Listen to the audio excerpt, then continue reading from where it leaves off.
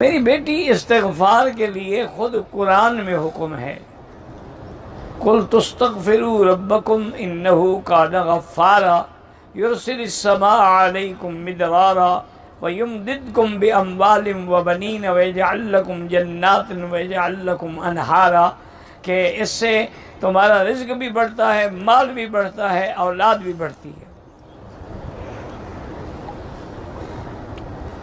حضرت حسن رضی اللہ تعالی عنہ کے پاس ایک آدمی آیا، اس نے کہا کہ حضرت دعا کریں، میری مال میں برکت نہیں ہوتی، فرمایا استغفار کرو۔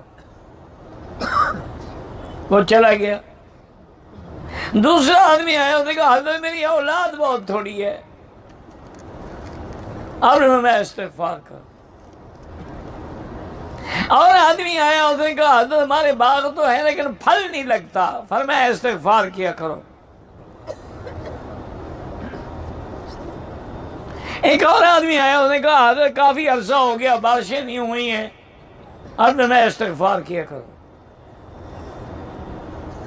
جب وہ سارے چلے گئے تو خادم نے پوچھا، انہوں نے کہا حضرت آج تو آپ نے کمال کر دیا، ہر بندے کو بس ایک ہی وظیفہ بتاتے رہے کہ استغفار کرو استغفار کرو اور کوئی وظیفہ آپ کو نہیں آتا تھا۔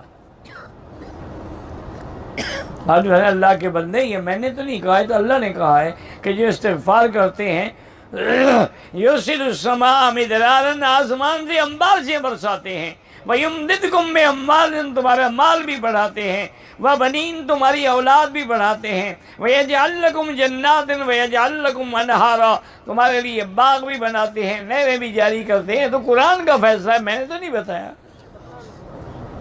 تو استغفار ایک عظیم نعمت ہے،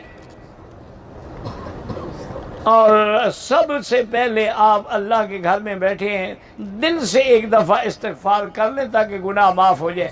استغفر اللہ، شوق سے، ایسے نہیں، بے ترتیبی سے نہیں، بے دلی سے نہیں، کہنے سے نہیں، دل سے نہیں۔